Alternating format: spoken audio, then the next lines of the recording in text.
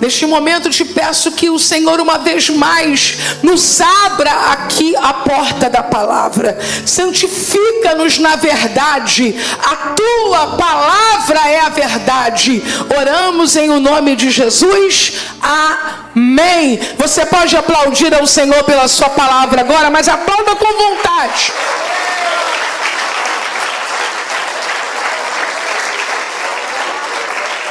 Podem sentar, meus queridos irmãos. Amados, estamos diante de um texto bastante conhecido. Silvio, tá assim. Só que eu não sei falar o que é. Mas você vai entender, não vai?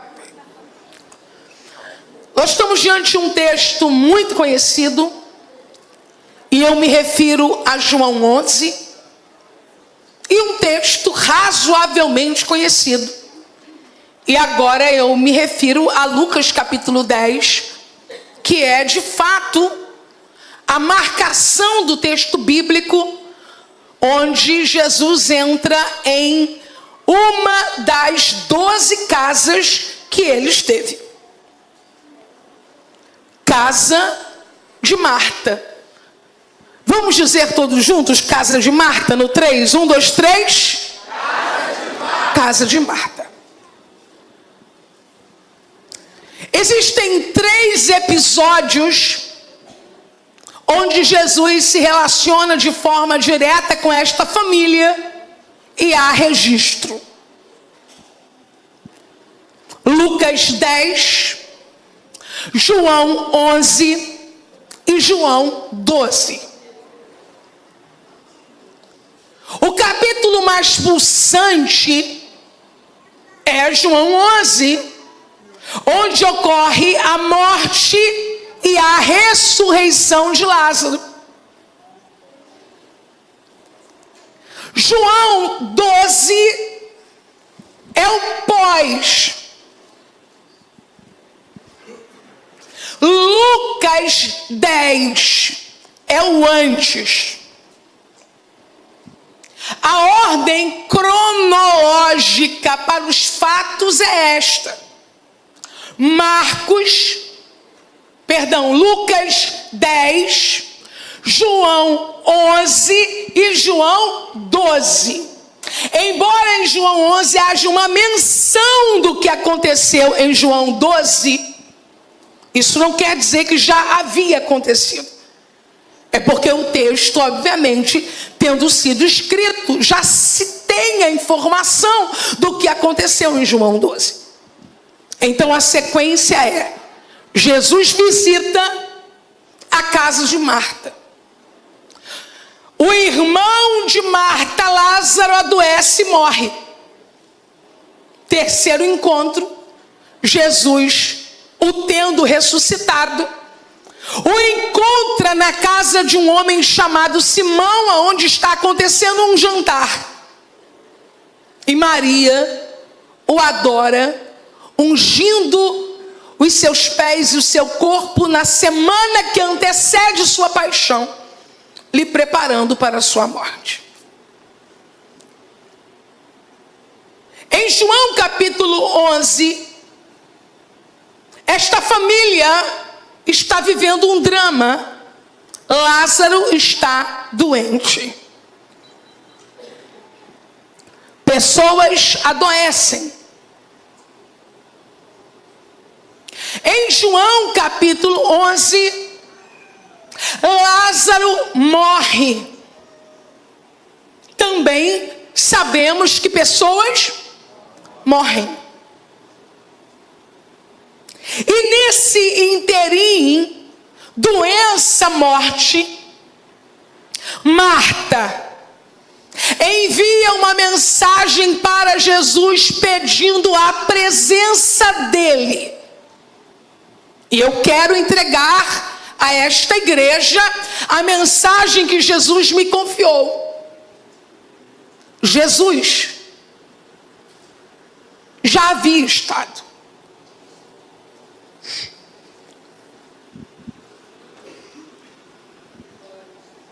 Jesus já havia estado. É como se nós disséssemos assim: ligue para o médico, porque eu adoeci na quarta-feira. Peça para que ele venha, hoje é quinta, e o médico nos informe: mas eu já estive na terça. E na terça, você não sabia que ia adoecer na quarta. Mas eu já sabia. Eu já deixei a prescrição na geladeira presa no imã. Eu já deixei a dieta escrita na folha de trás, porque você só teve a informação de que estava doente quando os sintomas se apresentaram. Mas eu, quando estive na sua casa antes dos sintomas se apresentarem, eu já sabia sobre a doença que se apresentaria. Então eu não irei, eu já estive. Eu quero dizer a você que a visita de Lucas 10 vai preparar esta família para João 11. E vem dizer a Devip que crente que não tem relacionamento com a Bíblia vai bambear em João 11.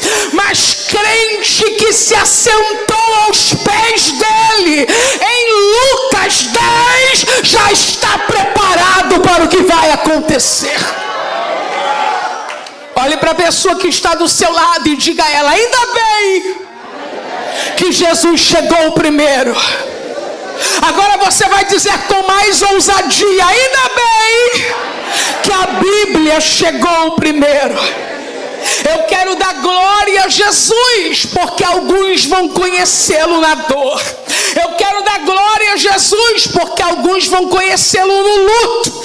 Eu quero dar glória a Jesus, porque alguns com uma arma apontada em sua direção vão começar a recitar o Salmo 91 e vão receber livramento. Eu quero dar glória a Jesus, porque tem gente que vai pegar a Bíblia quando a depressão bater a porta. Mas eu quero dar glória a Jesus com mais intensidade, que tem gente aqui que enquanto a casa está em serenidade, o fogão está aceso com a comida esquentando, os cães estão correndo em volta da casa brincando, você está sentada aos pés dele dizendo: eu não preciso que a doença se manifeste para querer ouvi-lo, eu não preciso que o caos chegue para valorizá-lo, eu já estou aqui, não sei o que o amanhã me reserva, mas o meu abastecimento está em dia.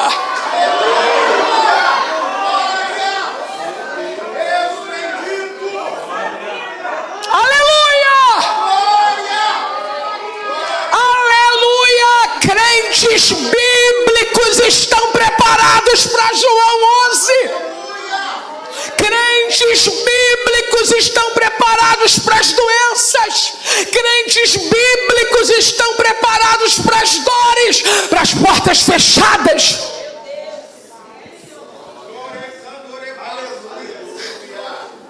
Tanto que elas vão dar conta.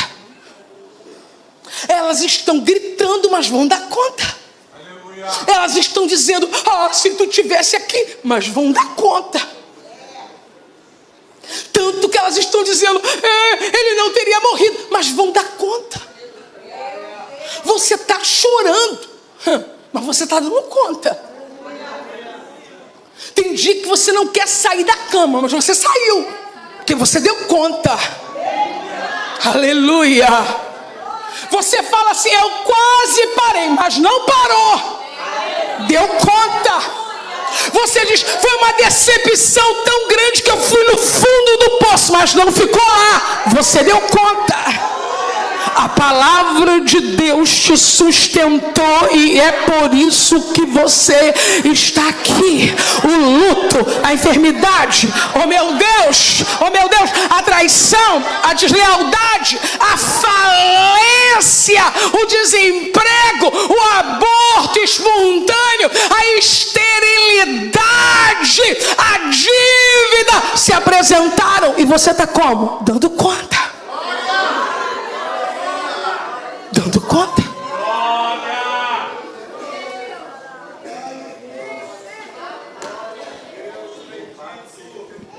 Jesus estava em Jerusalém.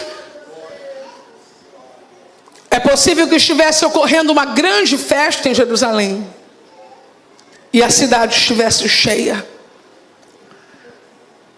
Jesus caminha com os seus discípulos e decide entrar em um povoado, em uma aldeia chamada Betânia, razoavelmente próximo de Jerusalém, mas que exigiu de Jesus, demandou que ele saísse de um centro religioso pulsante, onde as coisas estavam acontecendo, para uma casa aparentemente comum. Quando Jesus chega no povoado,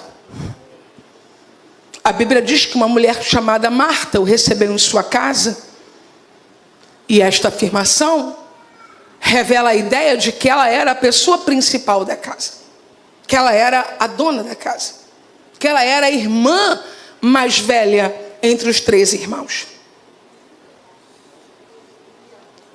Muitos estudiosos já tentaram descobrir que Marta é essa.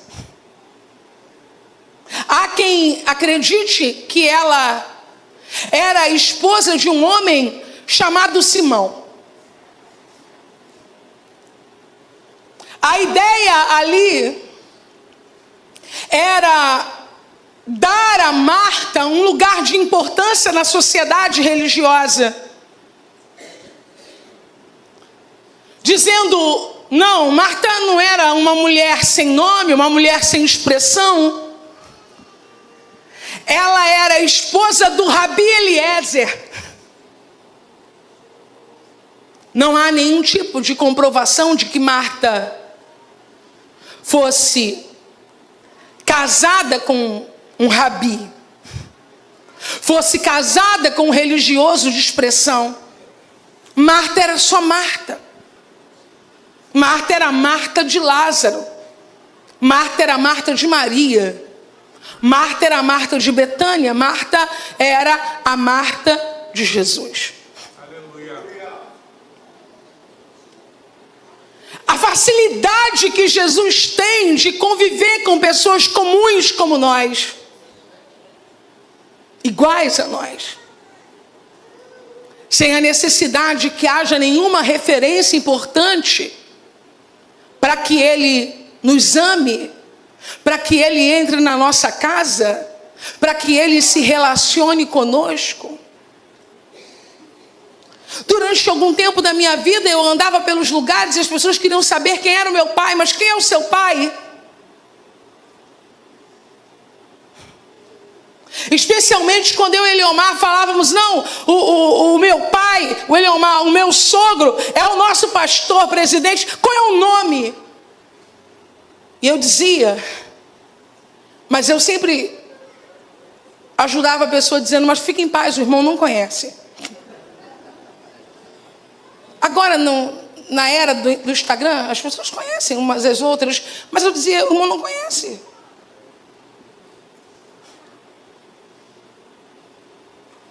Não, mas eu acho que conheço seu pai sim. Não, irmão, o senhor não conhece.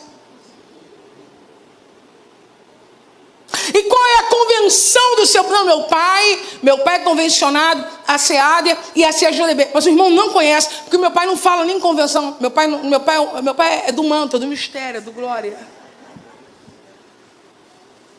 E as pessoas vão procurando na nossa vida uma razão para que Jesus tenha decidido tomar café na nossa casa.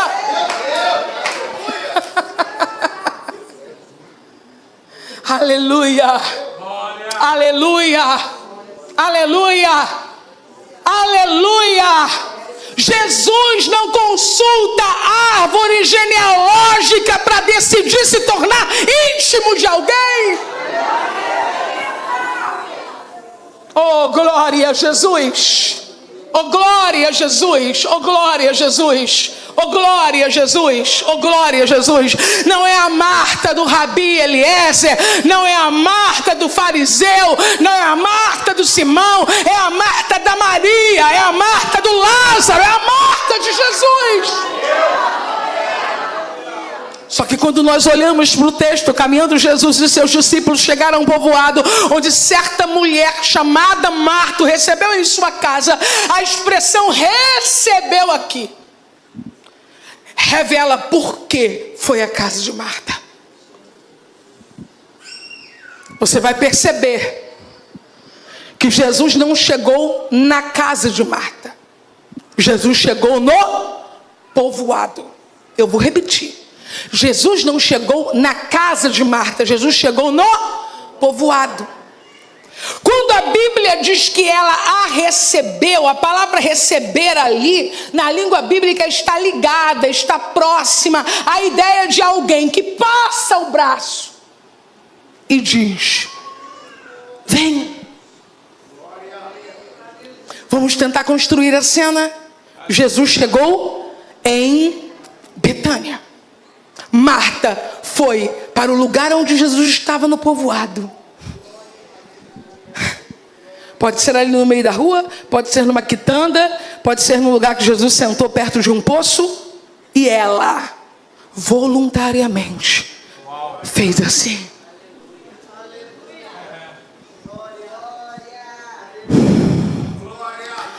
Até onde estamos dispostos a não nos movermos para recebermos Jesus na nossa casa? Quando os filhos de Israel sofreram uma punição, uma medida educativa, e eles começaram a cair feridos, o Senhor ordenou que fosse levantada uma serpente de bronze no deserto. Quem lembra disso? Esta serpente depois se torna um ídolo chamado Neustã, que Ezequias vai destruir nos seus dias. Mas naquele momento ela era uma simbologia, era um apontamento para um lugar de salvamento. Você sabe aonde a serpente foi colocada? No meio. Aonde? No meio. O arraial estava em volta e a serpente no meio. Por quê? Para cada porta de saída, a distância era a mesma para chegar aonde a serpente estava. Eu quero dizer para você que você não mora tão longe quanto pensa. Eu quero dizer para você que você não é tão ocupado quanto pensa. E quero também lhe desafiar dizendo que eu não sou tão desocupada quanto você pensa. Porque algumas vezes nós olhamos para algumas pessoas e pensamos: se eu tivesse o tempo dela, se eu tivesse a vida dele, se eu não trabalhasse preso o dia todo, ou se eu trabalhasse preso e o meu salário fosse certo, eu não precisasse ir até mais tarde. E a gente vai avaliando as pessoas em torno do arraial e acreditando que é sempre fácil para o outro e difícil para a gente. Mas eu vim te dizer que a serpente de bronze está no meio, para ninguém dizer para mim foi mais difícil, mas para todos entenderem: quem quer vai buscar Jesus no meio do povoado. Eu vou perguntar quem trabalhou hoje para levantar a mão. Quem trabalhou hoje?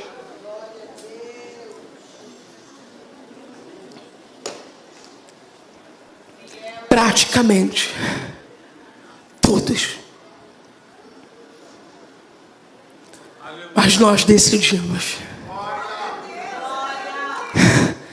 Ele não está longe. Ele não está longe. Ele está em Betânia. Eu não vou deixar que outra pessoa o arraste para casa e eu perca esta oportunidade. Ou ainda, eu não vou deixar que ele fique do lado de fora. E Marta o recebeu em casa. Na casa de Marta, coloque para mim o versículo de número 39. nós vamos ter um conflito,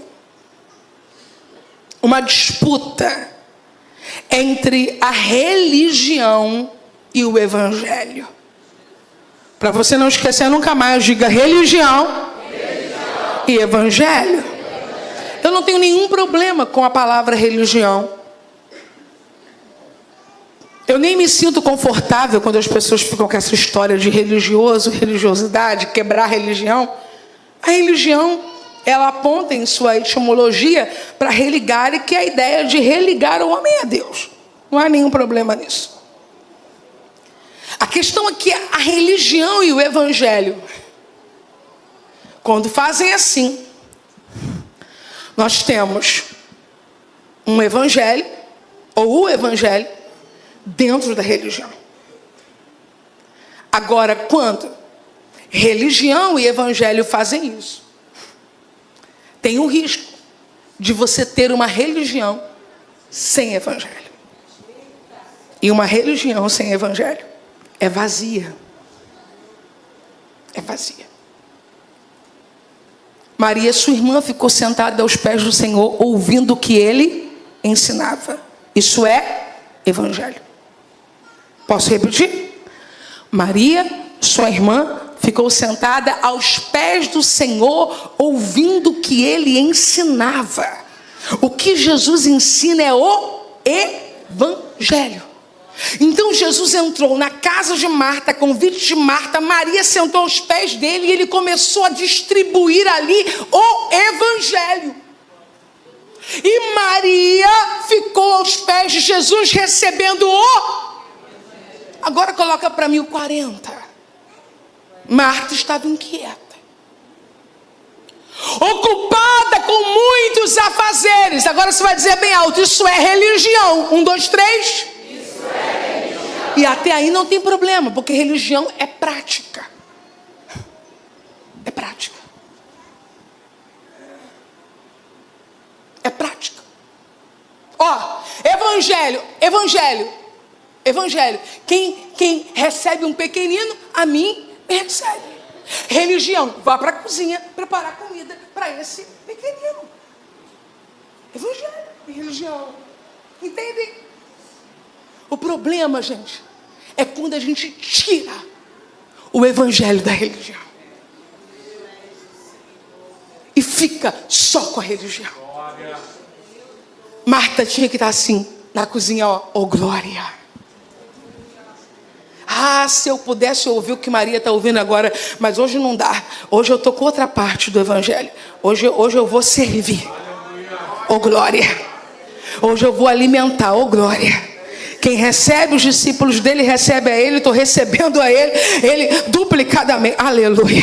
Oh, glória a Jesus. Que honra poder alimentar quem anda com Jesus. Que maravilha poder colocar a mesa para quem está no ministério junto com Jesus. Só que Marta está com a religião sem o evangelho. Porque a religião com o evangelho não pode te deixar inquieto. A religião com o evangelho não pode te deixar ansioso.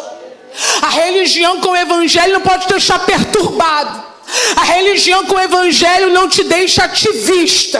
A religião com o evangelho não te faz depreciar o que o outro está fazendo, como se só o que você faz tivesse importância. A religião com o evangelho discerne que o corpo é múltiplo e tem vários membros. Ah, dá uma coisa aqui, dá um negócio aqui. Trabalhamos pesado no Pastoras do Brasil, gente. Foi pesado. Foi pesado. Cansada eu. Se eu estava cansada mentalmente, fisicamente, eu imagino quem trabalhou além da mente, com os braços, todo mundo cansado. Todo mundo cansado. Aí, à noite, fazem uma publicação linda, com vídeo. Aí, um enviado. Vocês têm que ir para a favela pregar. Ele pensa pensa que a religião dele tem o evangelho, mas a religião dele é sem o evangelho. Ela é sectária. Ela é tradicionalista. A religião dele aponta destino para pobres, mas despreza ricos como se não fossem comprados também. A religião dele pensa que evangelização sem edificação tem produção. Uma igreja que não é edificada não é evangelizadora, porque só pode ensinar quem aprendeu. Você está entendendo o que eu estou... Não, então éramos todas à toa. Um mistério glorioso. Tínhamos uma representatividade de várias comunidades do Rio de Janeiro que nós convidamos pastoras das comunidades, das favelas do Rio de Janeiro para serem habilitadas, abençoadas e preparadas para o trabalho que realizam lá. O tal religioso sem evangelho deve estar sentado numa cadeira ou no sofá, escrevendo nos comentários o que pensa que é evangelho, enquanto aquela mulher que passou o dia lá comendo do evangelho está preparada para voltar para a comunidade com mais ousadia do evangelho. Dá um sorrisão para alguém assim, sorrisão, fala: Marta, Marta. Se eu fosse uma pregadora descolada, eu te diria: você não é a última Coca-Cola do deserto.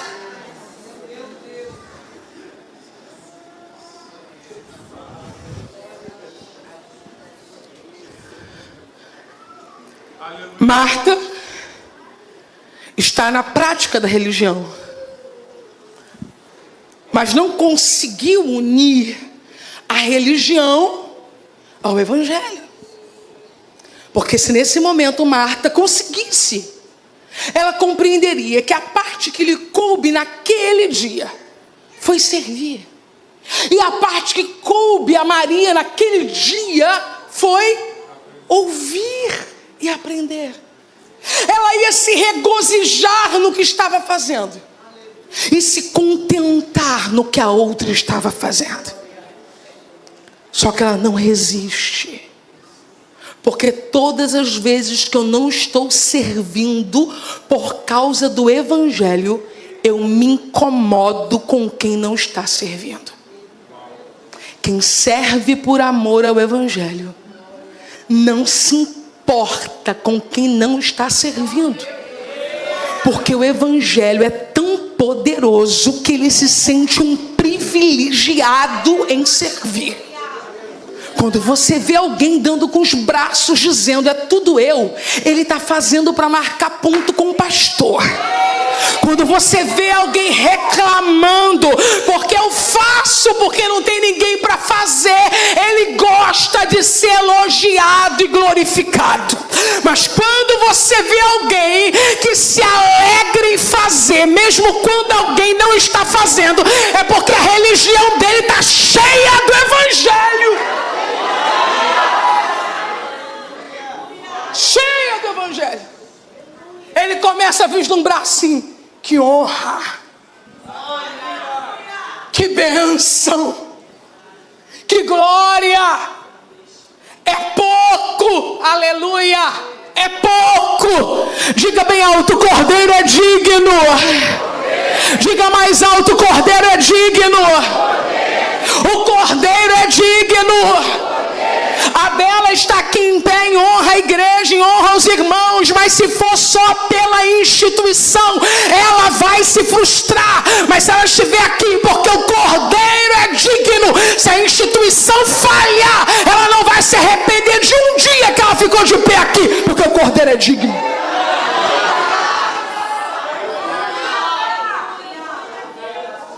Como é que é, irmão Juvá? Aquele por ele que eu estou gastando. É por ele. É por ele. É por ele.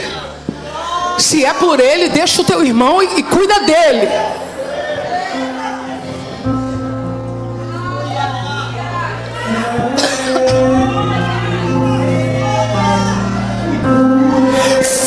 Faz e ninguém agradece. Você está fazendo para quem?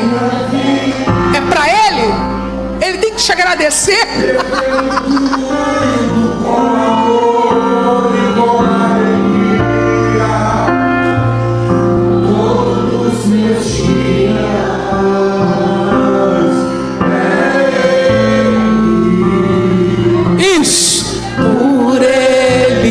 Estou gastando a minha vida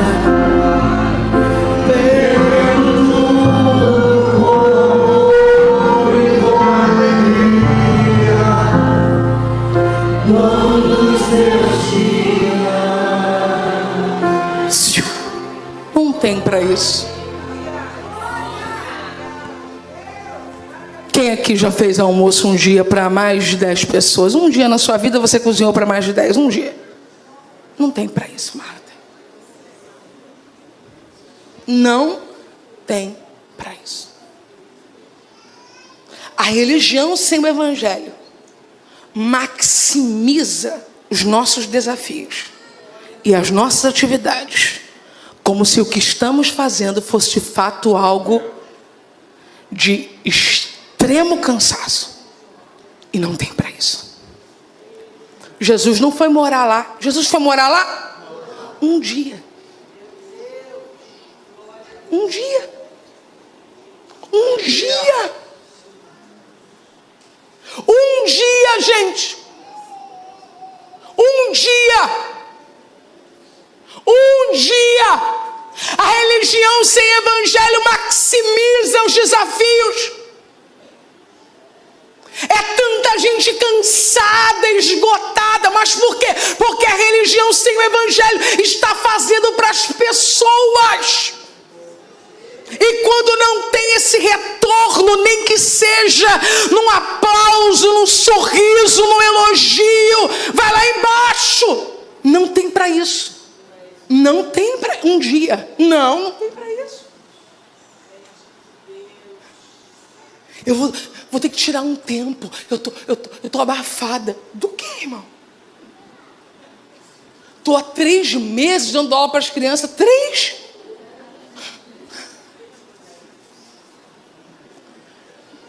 Eu não estou desmerecendo o sentimento, porque ele é real. Mas eu estou denunciando a causa. Esse sentimento de cansaço é real. Essa fadiga é real. Porque você está fazendo para as pessoas erradas. Então 3 meses sem as mães sinalizarem: ó, como você é uma boa professora. 3 meses sem a EBD te entregar um brinde de reconhecimento. 3 meses sem o pastor citar em nenhum momento que você é uma professora exemplar da escola dominical. 3 meses sem essa criança trazer uma maçã para você. Porque quando você via aqueles filmes, as crianças levavam maçãs. Mas se você estiver com o evangelho na religião, oh glória, oh glória, oh glória. Você olha para aquela criança e pensa: meu Deus, 3 meses eu estou semeando na vida dessa criança. Olha o que Deus já está fazendo. 3 meses, olha, estou vendo até o semblante dos pais mudando. 3 meses, ela não falava, agora ela está falando. 3 meses, ela mesma está querendo participar das atividades. Daqui a pouco, 6 meses, eu estou vendo a criança já recitando versículos bíblicos. Daqui a pouco, 1 ano, já está na hora de passar para a próxima classe da EBD. Daqui a pouco, 2 anos. E você pensando: o que eu posso fazer para largar as tendas, para transbordar naquilo que Deus colocou na minha mão? 4 anos, você já está fazendo especializações, viajando, conhecendo gente envolvida com o ministério que te deu, porque você está com a religião e o evangelho. Mas se tirar o evangelho,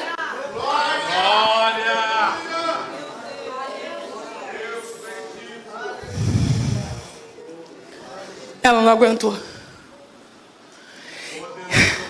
E se tem gente que tem coragem de reclamar para o pastor que está fazendo muito, você imagina a cara da Marta. Ela foi falar com Jesus, gente. Jesus. Existem momentos na nossa vida que, se nós não vigiarmos, nós ocupamos um lugar espiritual perigosíssimo. Qual? Acusador dos nossos irmãos. Eu vou repetir isso. Existem momentos na nossa vida que, se nós não vigiarmos, nós nos tornamos acusadores dos nossos irmãos. E cientes de que o nosso culto da palavra, muitos pastores pelo Brasil assistem, eles nos dizem isso, não é algo que a gente está criando aqui. Eu vou dizer para você, pastorzão, cuidado, porque nós, pastores, somos tentados a nos tornar acusadores das ovelhas. Algumas vezes... O nosso 70 vezes 7 é testado lá em cima.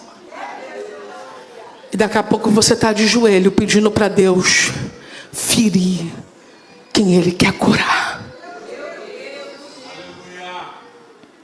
Isso é sutil. Deus! Ó, Marta! Deus! Estou servindo só. Aí começa crente. Desperta o teu servo, Deus, para me ajudar. Tá crente. Balança ele, Deus, tá crente. Aí vem, tá te chamando. Se for preciso, toca, Senhor. Aperta, Senhor. E aí, ladeira abaixo. Deus não nos chamou para sermos acusadores dos nossos irmãos. E pastores não conseguem apacentar pessoas que eles deixaram de amar. Por isso, nesse momento, eu oro no meu espírito para que seja expurgado todo sentimento de ofensa. Porque o Evangelho me garante, Espírito de Deus, que cooperava com os apóstolos, Espírito Santo. Então, na igreja, Deus levanta o presbítero. Na igreja, Deus levanta o diácono. Na igreja, Deus levanta o voluntário. Na igreja, Deus levanta o obreiro. Na igreja, Deus levanta a criança. Na igreja, Deus levanta o adolescente. Agora, se não tiver ninguém para levantar, o Espírito Santo coopera com quem Ele levanta.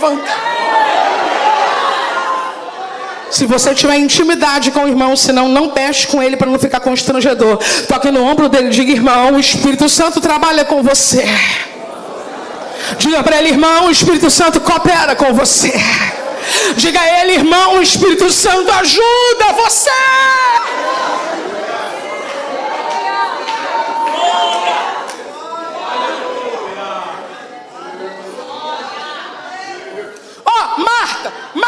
Marta, Maria, sentada, ouvindo. Daqui a pouco, quem se aproxima?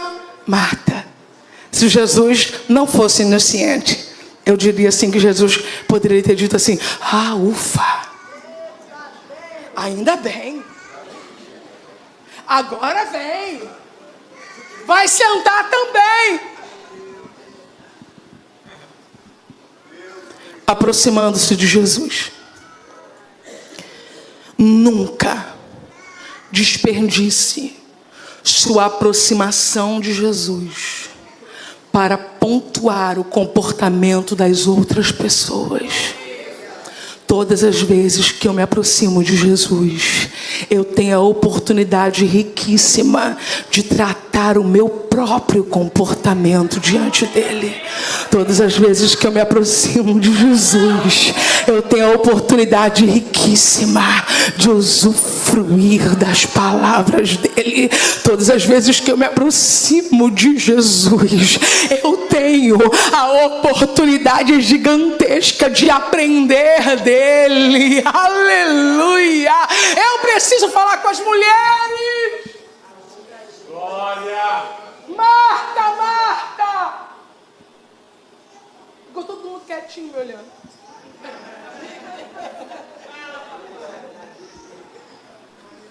Porque nós, mulheres, queremos nos sentir responsabilizadas pela espiritualidade e pela devoção dos nossos cônjuges. Porque nós queremos regular o que não é da nossa parte, não é da nossa conta.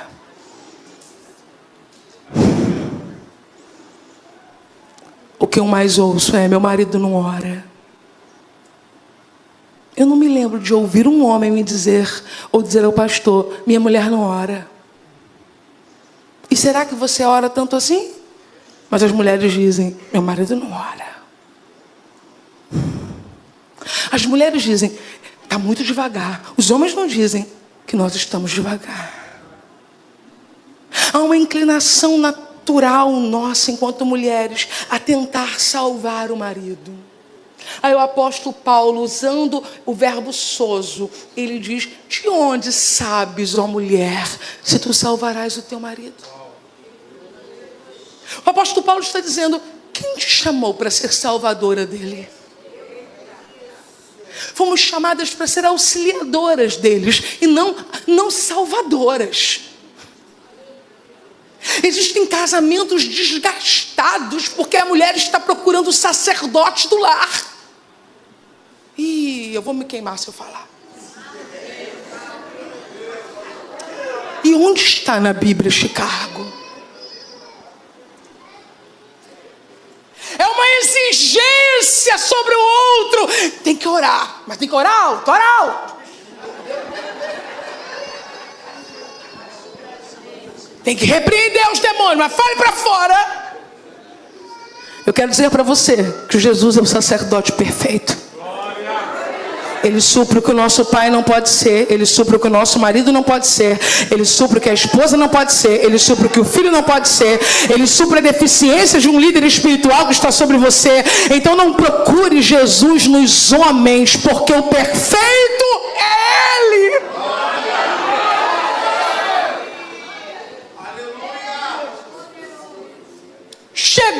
Chegou dizendo: Senhor, não te importas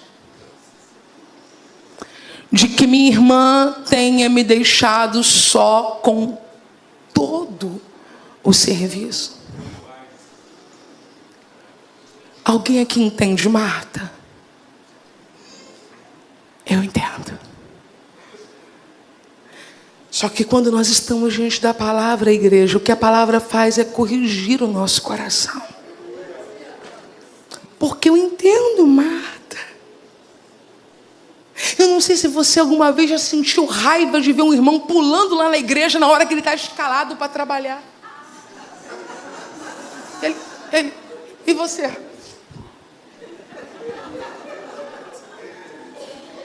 Eu entendo Marta.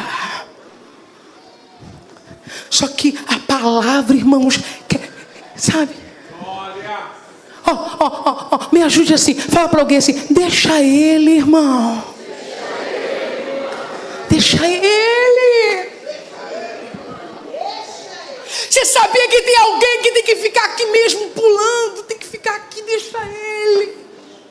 Deus sabe o que está fazendo com ele. Vai lá, vai completando o trabalho dele, vai puxando para frente o trabalho dele, vai dando glória. Aleluia. Deixa ele. Marta, Senhor, tu não te importas? E agora ela chega num ponto que eu já cheguei e vocês já chegaram. Ela não está mais reclamando sobre Maria, ela está dando ordens em Jesus.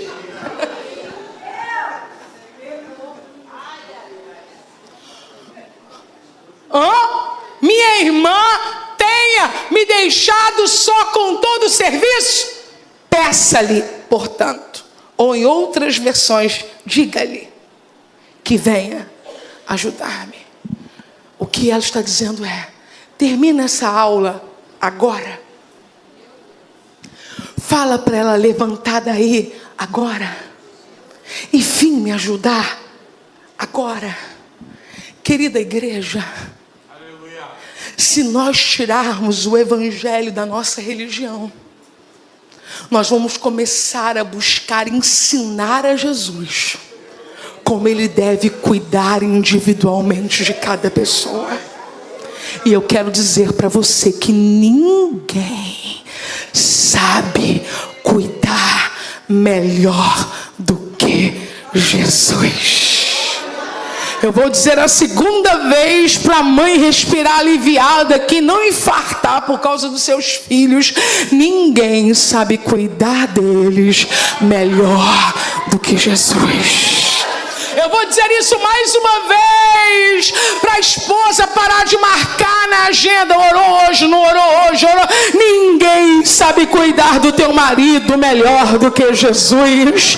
Eu vou dizer isso para o marido ficar em paz hoje: ninguém sabe cuidar da tua esposa melhor do que Jesus. Jesus, e vão dizer aos pastores que ele levantou para cuidar: o sumo pastor é Jesus, ele cuida melhor.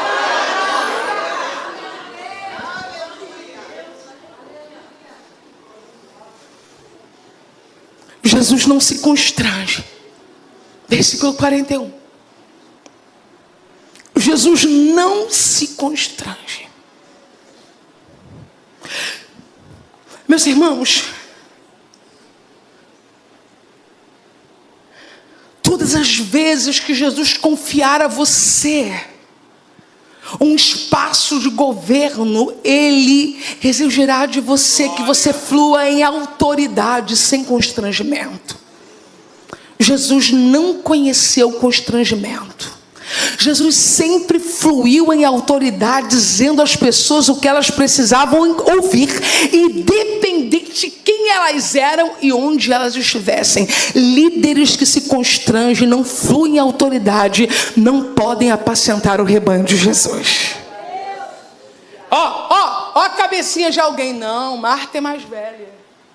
Olha a cabecinha de alguém, Marta é a dona da casa. Olha a cabecinha de alguém, tem que entender que hoje Marta não está bem. Olha a cabecinha de alguém, foi Marta que me recebeu. Olha a cabecinha de alguém, se Marta cortar a oferta. Olha a cabecinha de alguém, se Marta deixar de entregar o dízimo. Olha a cabecinha de alguém, e se eu não der um jeito, pelo menos de conciliar pelo lado, para ficar tudo bem com todo mundo. Se você é esse tipo de líder, você não tem poder para fluir em autoridade. Líderes não podem conhecer constrangimento em dizer a verdade e fluir em autoridade. Quem recebeu Jesus foi Marta. A casa era de Marta e Jesus não se constrangeu. Jesus levantou a voz e disse: Marta, Marta. Aleluia, aleluia, aleluia, aleluia. Poucas vezes na Bíblia o nome próprio aparece 2 vezes repetidos no texto para um chamamento ao posicionamento. Saulo, Saulo. Glória. Marta, Marta, andas ansiosa e te afliges por muitas razões. Vamos decifrar, entender e aplicar em 2 ou 3 minutos. Eu começo a caminhar para a conclusão. Jesus está dizendo: eu sei que o seu problema não é Maria. Vamos ler todos juntos o versículo 41. Vamos todos juntos, 1, 2, 3. Orientou-lhe o Senhor: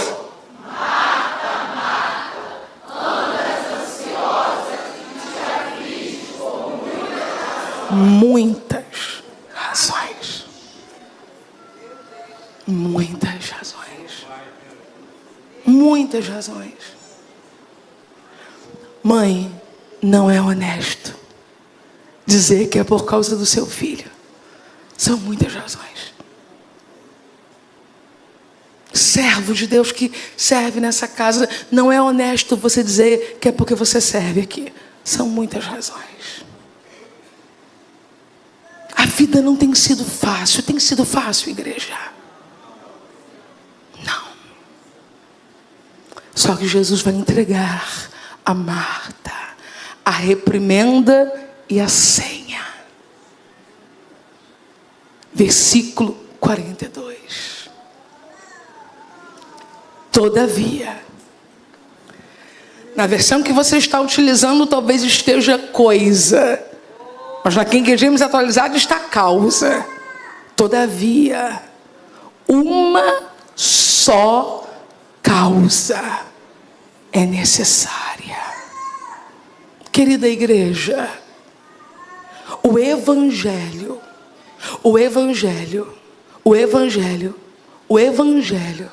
reduz todo o entorno e sobressai como a única causa que vale a pena. Aleluia. Religião, não. A religião diz assim, no domingo. A religião diz assim, na madrugada. A religião diz assim, uma vez por semana. O Evangelho não. O Evangelho diz assim, todo o entorno. Glória. Baixe Porque a única relevância sou eu, o Evangelho. Irmãos, isso é muito desafiador. Ser cristão não é como ser espírita. Eu estou falando no sentido de religião e não de dogma, porque de dogma é óbvio que não é. Ser cristão não é como ser testemunho de Jeová. Ser cristão não é como ser mórmon. Ser cristão não é como ser kardecista ou budista. Não são as reuniões, as leituras, os encontros, as celebrações. É o esvaziamento de todo o entorno para que só uma coisa tenha relevância na vida. Todo o restante está abaixo. Nas religiões, você diz assim, ó, família e religião. Nas religiões, você diz assim, ó, família, trabalho, religião. Nas religiões, a gente diz assim, ó, vida com a religião, vida familiar, vida social. Evangelho não, gente. Não. É muito forte. É muito forte. Porque eu digo assim para ele, ó. Eu digo assim para ele: eu queria tanto que fulano me amasse.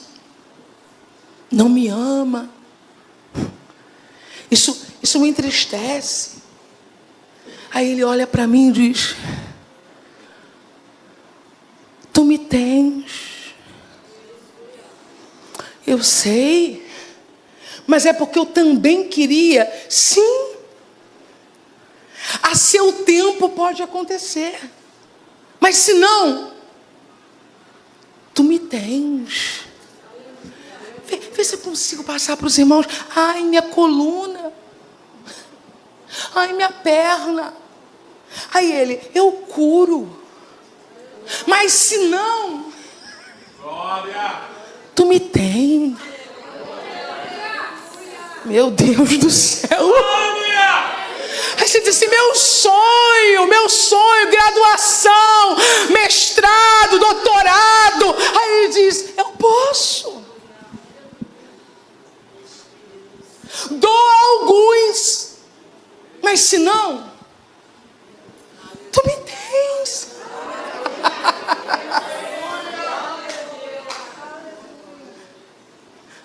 Maria escolheu a melhor parte de todas. E é nesse ponto que eu concluo e oro com a igreja. E esta não lhe será tirada. Eu não sei aqui quem já perdeu casa. Eu não sei quem já perdeu carro. Não sei quem já perdeu dinheiro. Não sei quem já perdeu pessoas. Eu não sei quem já perdeu informações. Eu não sei dizer aqui quem já perdeu, inclusive, parte do conhecimento que adquiriu por causa de uma enfermidade. Mas deixa eu lhe dizer uma coisa: o Evangelho não lhe será tirado. Existe um mistério, irmão Gilvan, pode me ajudar? Em algumas narrativas da Bíblia, especialmente no Evangelho de Jesus, narrado pelos 4 evangelistas, que é o tal do encerrar a história do nada.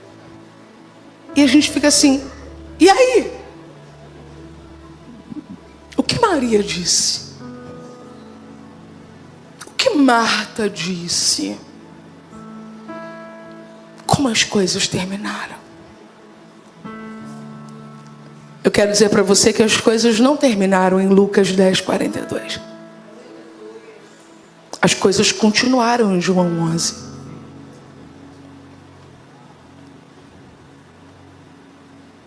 E que a visita de Jesus,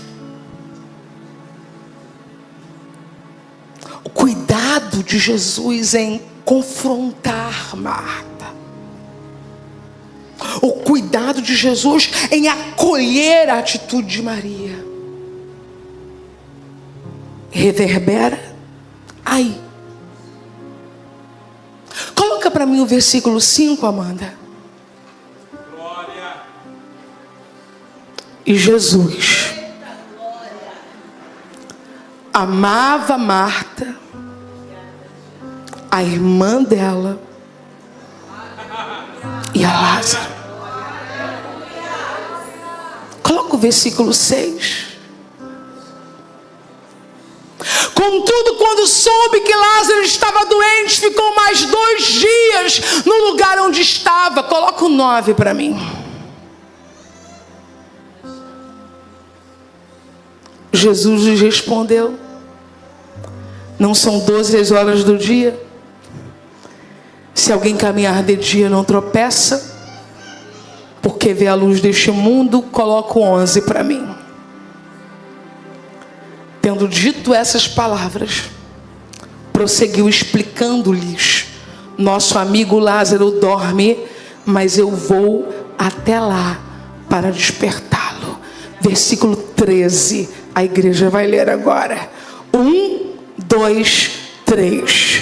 Entretanto,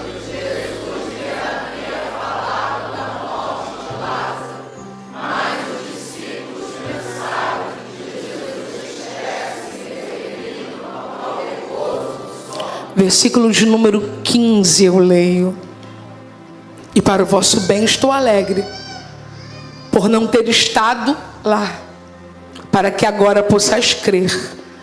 Sendo assim, vamos ter com ele. Versículo de número 16. Então Tomé, chamado Dídimo, disse a seus companheiros discípulos: vamos também nós para morrermos com ele. Pode seguir. Ao chegar, encontrou Lázaro já sepultado. Havia 4 dias. Ora, Betânia ficava próxima de Jerusalém, cerca de 15 estádios. E muitos dentre os judeus tinham vindo juntar-se ao grupo de mulheres que procuravam confortar Marta e Maria pela morte do irmão. Assim que Marta ouviu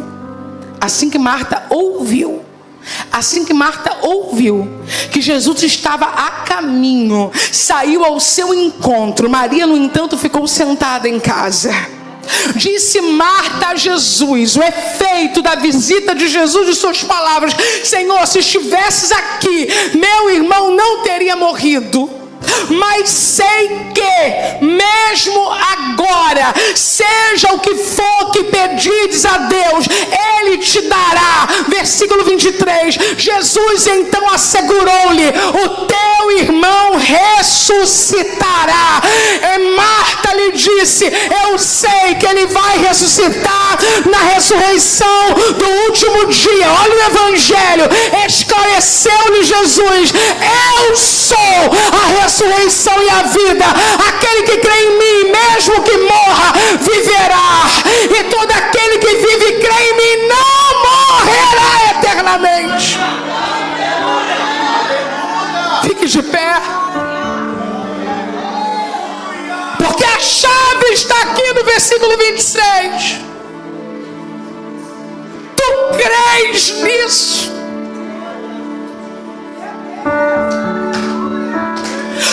Crês nisso? Tem evangelho na tua religião, Marta? Tu crês nisso? Tem ressurreição na tua religião, Marta? Tu crês nisso?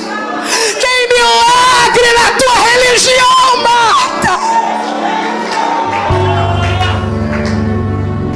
Versículo 27. E ela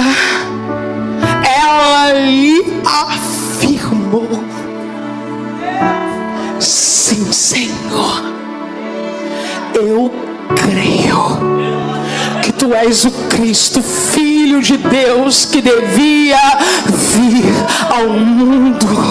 Depois de dizer essas palavras, Marta seguiu seu caminho e foi fazer o que, igreja? Foi fazer o quê? Aquela que em Lucas 10 disse a Jesus: mande mande que ela se levante e venha servir comigo. Agora ela mesmo vai ao lugar onde Maria está, e desta vez a mensagem está na boca de Marta: o mestre chegou e chama por ti. Eu quero dizer para você que esta frase não está aí por acaso. Esta frase é a síntese do Evangelho de Jesus Cristo na boca de Marta. O mestre chegou e chama por ti. Essa é a mensagem para o religioso, essa é a mensagem para o pecador, essa é a mensagem para a criança, essa é a mensagem para o jovem, essa é a mensagem para o adulto, essa é a mensagem para o doutor, essa é a mensagem para o indulto. O mestre chegou e chama por ti. Eu não sei pregar, sabe? Prega, Marta. Eu não sei pregar, sabe? Prega, Marta. Prega, o mestre chegou e chama por ti. Comunique isso a 3 pessoas agora dentro desta igreja. Grita para essas 3 pessoas: o mestre chegou e chama por ti. No teu local de trabalho, espalhe essa mensagem: o mestre chegou e chama por ti. No condomínio, na comunidade, na penitenciária, nos hospitais, o mestre chegou e chama por ti.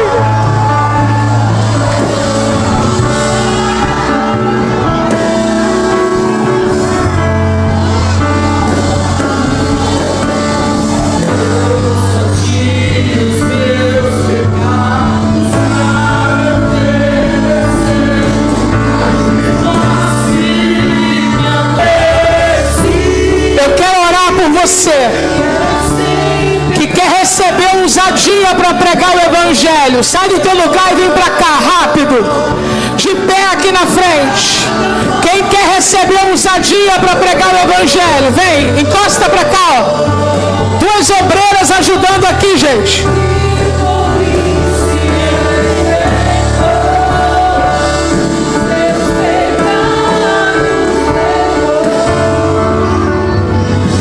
Andarabacharabacalabacharamai. Andarabacalabacheremahas. Andaragachelebalabaxuriandeplovas. Jesus vai te encher de poder para pregar o Evangelho hoje.